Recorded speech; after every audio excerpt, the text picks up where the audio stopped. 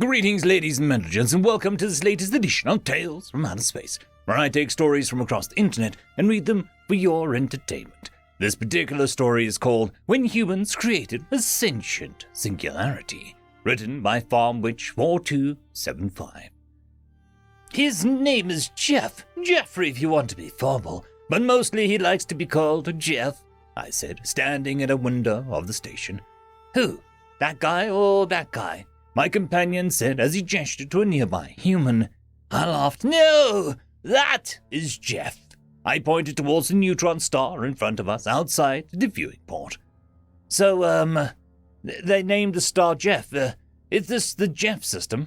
What a silly thing to do. He slumped in disappointment, shaking his head. No, that's Jeff. That star is Jeff. Jeff is his name, not it. He just blinked at me as I stood there, smiling at him.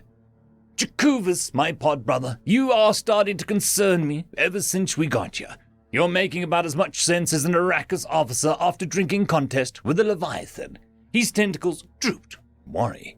I just laughed. Let me explain. It used to be a standard yellow main sequence star as part of a binary system. This is Praxis Alpha. That over there used to be Praxis Delta.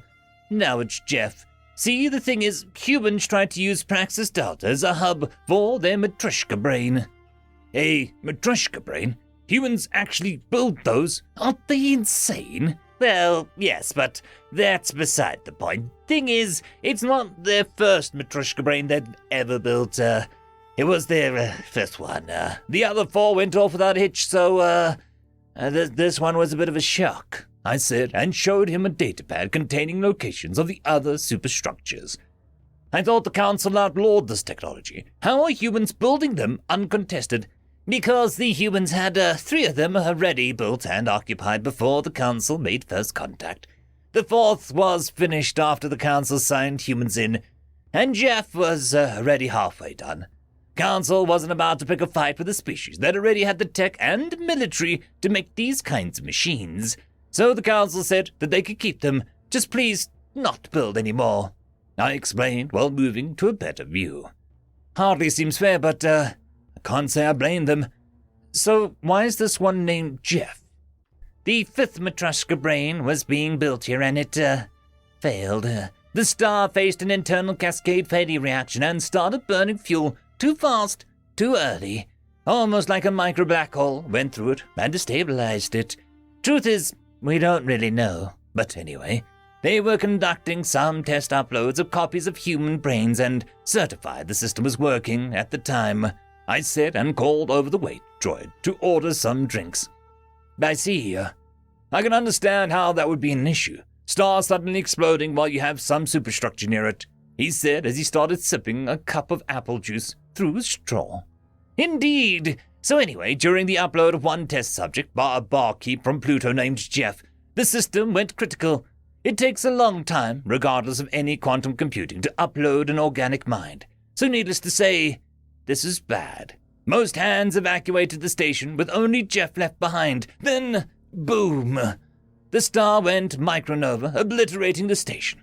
I gestured at an explosion with my own tentacles, startling a few of those nearby with my loud vocalizations.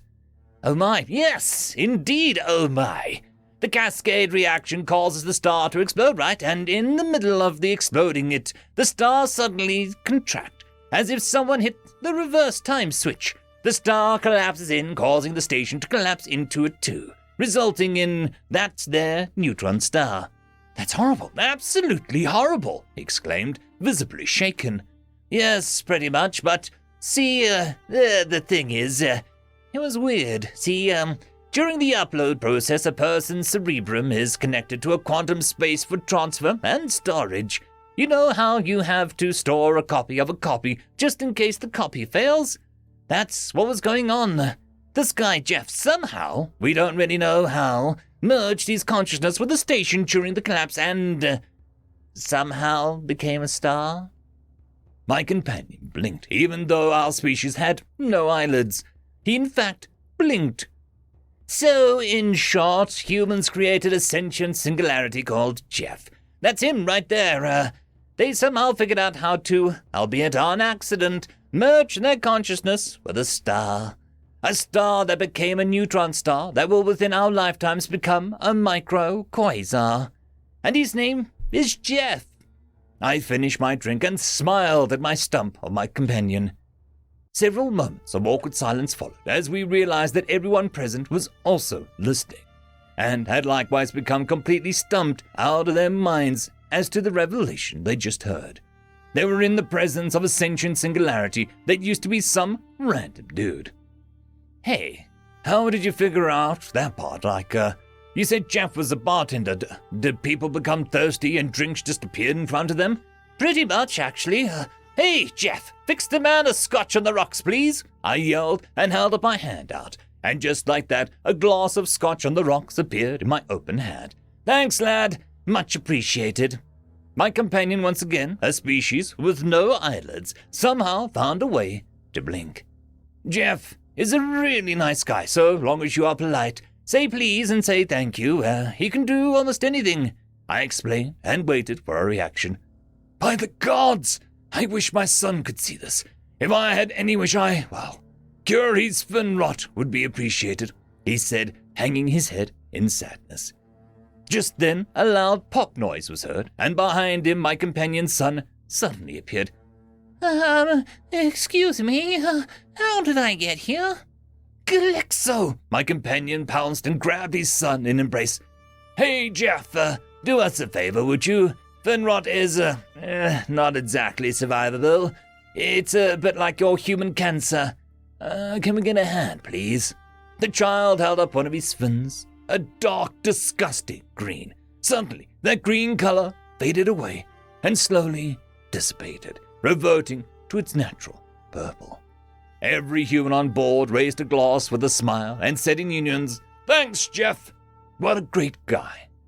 So, yes, that's Jeff, humanity's very own sentient singularity, and he's a hell of a nice guy. Don't ask him for too much, and make sure to tip the bartender, I said, and handed the bartender on duty 50 credits before returning to my viewing port. End of story. Story number 2. Victory through any means necessary. Written by Fox Corp. Have we received word from the human diplomats? Grand Admiral Waller asked. Their fleet has sustained over 15% casualties. I'd usually expect at least calls for a ceasefire by now. Waller knew going into this attack that humans would put up a fight. He never met a human who wasn't stubborn. He wasn't expecting them to be stubborn to the point of destruction. No, sir, the comms officer muttered. It looks like. The officer's voice trailed off into a whisper, his face going stark white and his quills standing straight up. Speak up! Waller masked his annoyance. What now? The officer's conduct indicated that he wasn't fit for service, but mid-battle wasn't the time to make a scene. The Grand Admiral decided a gentle reminder was best for now. You are my communications officer. I, the fleet, relies on you and your ability to communicate. The officer steeled his nerves and cleared his throat. Civilian ships are leaving the planet at an alarming rate. Waller was puzzled for a moment. What's so unusual about civilians fleeing? The officer turned to face Waller, his eyes wide in shock. They aren't fleeing, they're joining the fight.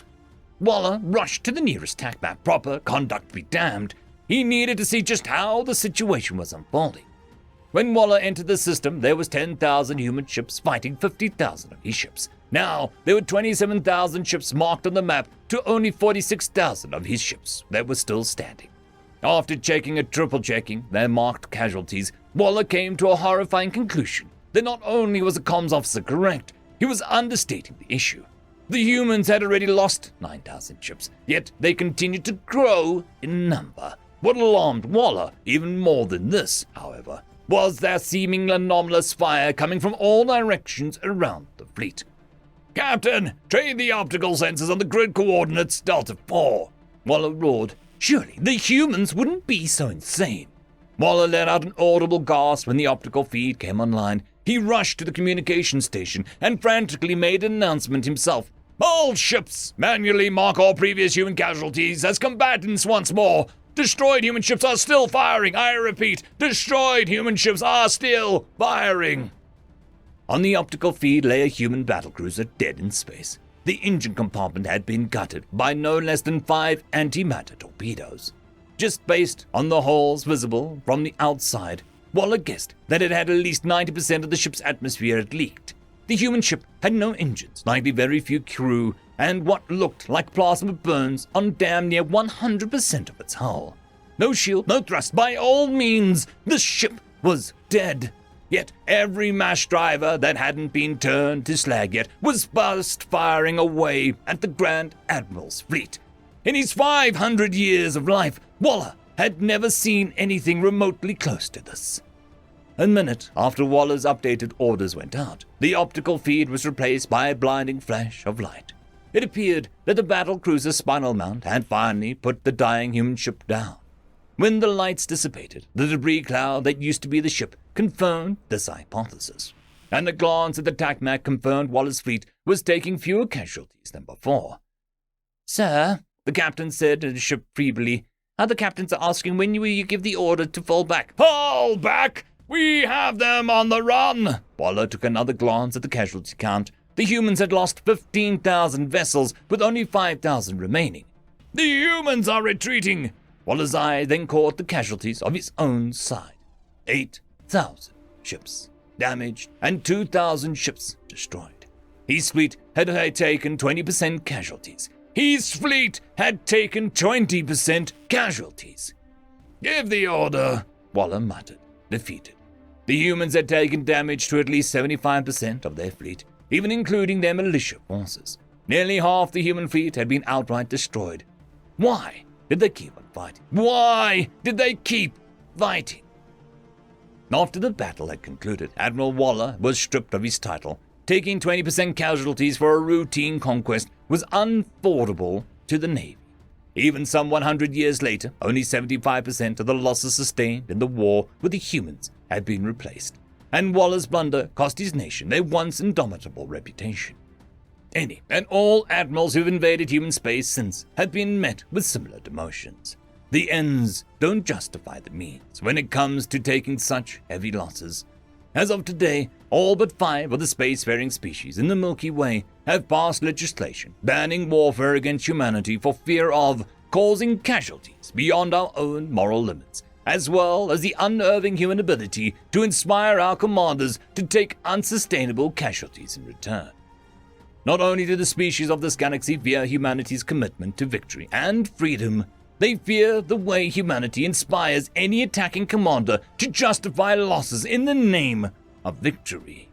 In short, humanity craves victory, and unluckily for everyone else, it seems to be contagious. Then President of Humanity, Vance Redman, put it best in his speech following the war. "There is one misconception within the galactic community that I'd like to put to rest. Some leaders have accused us of desiring to, and I quote, rule over a pile of rubble. I'd only like to clarify that humanity wished to rule over a human pile of rubble." End of story.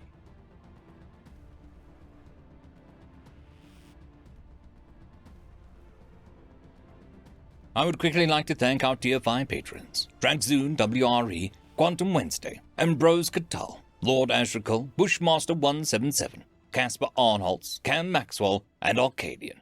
Thank you very much.